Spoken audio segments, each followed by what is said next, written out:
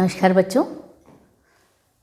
आज फिर मैं डॉक्टर सीमा श्रीवास्तव अपना चैप्टर पूरा करने के लिए आपके सामने प्रस्तुत हूँ। Let us start with our topic.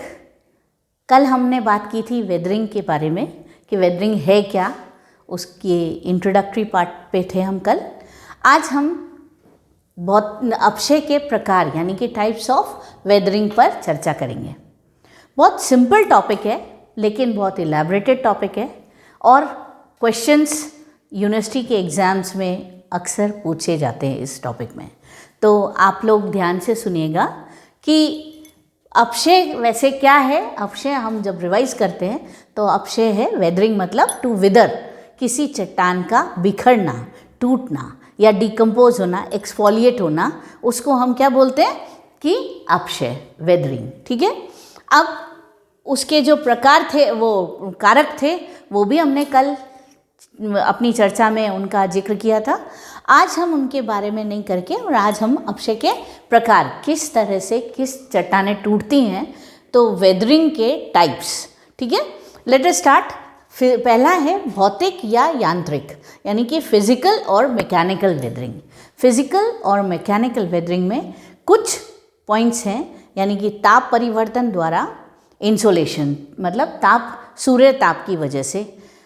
सूर्य ताप की वजह से क्या होता है कि आपने देखा पृथ्वी के धरातल पर सूर्य की सीधी किरणें पड़ती हैं जो चट्टानों के ऊपर पड़ती हैं, और इस ताप और रात को ठंड होने के कारण तापमान कम हो जाता है। दिन में तापमान अत्यधिक होने की वजह से चट्टानें फैलती हैं और दिन में कम होने की वजह से सिकुड़ती हैं। तो ये जो ताप का परिवर्तन होता है इनके ऊपर, स्पेशली ग्रेनाइट सॉइल रॉक्स पे, तो उनके कारण उनका विघटन होने लगता है, टूटने लगती हैं।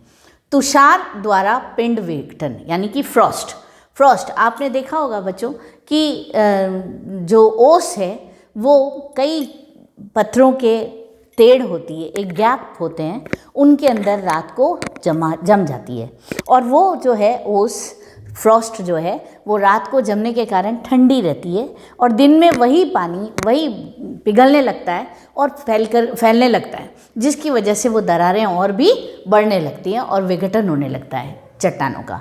वर्षा जल तथा ताप के कारण वर्षा का जल और तापमान दोनों मिलकर के भी चट्टानों को बिखेरते हैं, तोड़ते हैं, क्योंकि वर्षा का जल चट्टानों के अंदर जो पोज रहते हैं उनके अंदर घुस जाता है, यानी कि चट्टान की जो संरचना है उसमें जो पोज हैं वो उन पोज को ले लेता है पानी, जल, और ये जल बाद में ताप के कारण एक्सपैंड होने लगता है और इनकी वजह से भी चट्टानें टूट जाती हैं। इग्नेस सेडिमेंट्री रॉक्स, कई शेल्स हैं ऐसे जो टूटने लगते हैं। ताप एवं वायु द्वारा, वायु आपने देखा होगा जहाँ तेज हवाएं चलती है समुद्र, खास तौर से मरुस्थलीय प्रदेश में, आपने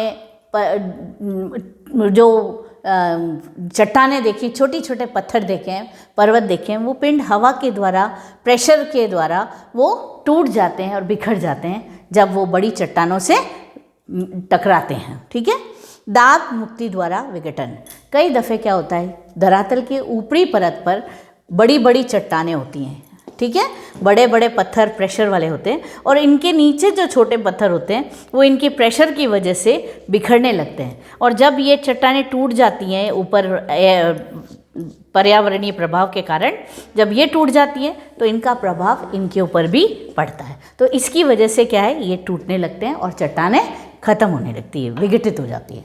अब आते हैं अपन दूसरे ग्रुप पे, वो की है रासायनिक अपशय, केमिकल वेदरिंग। केमिकल वेदरिंग में है जल अपघटन, हाइड्रोलिसिस के कारण।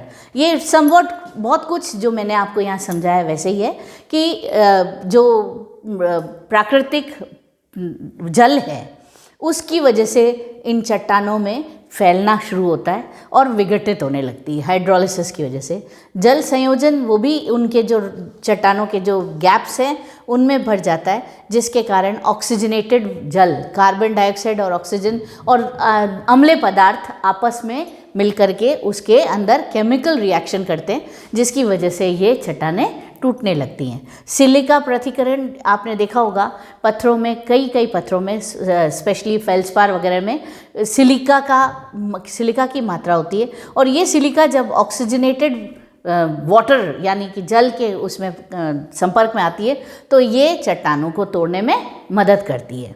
ऑक्सीकरण, ऑक्सीडेशन आपने देखा होगा कि जो जल है पर्यावरणीय प्रभाव, वो ऑक्सीजन का जो H2O है यानी कि जल का H2O का फॉर्म ही H2O है ना। तो H2O में ऑक्सीजनेटेड जल जब इन पत्थरों के संपर्क में आता है तो उसकी वजह से पत्थर टूट जाते हैं। और कार्बोनेट के ऐसे कार्बोनेशन, कार्बन डाइऑक्साइड ऑक्सीजन से मिलकर के एसिडिटी फॉर्मेशन। और आपने देखा होगा कई दफ़े जो कास्ट टोपोग्राफी है वहाँ पर आप कार्बन की वजह से कई शिलाओं को टूटते हुए देखते हुए, स्पेशली जो इग्निशियस रॉक्स है या कास्ट टोपोग्राफी में लाइमस्टोन है, वहाँ आप स्टैलेक्टाइट और स्टैलेग्माइट बन जाते हैं बिकॉज ऑफ दिस कार्बोनेशन। ठीक है, अब आते हैं अपन प्राणी वर्गीय अपक्षय, ये है तीसरा ग्रुप। इस ग्रुप में, इस बायोलॉजिकल ग्रुप बोलते हैं, ये प्राणियों के द्वारा ही है, जीव जंतुओं के द्वारा, वनस्पतियों द्वारा और मानव द्वारा। जीव जंतु आपने देखा होगा कई जीव जंतु ऐसे हैं जो धरातल के नीचे रहते हैं और अपना बिल बनाते हैं। चूहे, बिल्ली और जो लार्क्स होते हैं छोटे छोटे से, है ना, वो क्या करते हैं कि इनको पत्थरों को तोड़ करके और अपना छोटी छोटी चट्टानों को तोड़ करके उसमें अपना घर बनाते हैं, जिनकी वजह से वो टूट जाते हैं, बिखर जाते हैं, कमज़ोर हो जाती हैं चट्टानें और टूटने लगती हैं। ऐसे ही वनस्पति है, वनस्पतियों में देखो आप पेड़ होगा तो पेड़ की जड़ें जितनी अंदर जाती जाएंगी वो अपनी जगह बनाने के लिए उस चट्टान को तोड़ती जाएगी और उनको बिखेरती जाएगी। तो इस तरह से वनस्पति होते हैं। और आखिरी में मानव तो आप और हमसे ज़्यादा कौन नहीं जानता कि मानव सबसे ज़्यादा चट्टानों को तोड़ रहा है।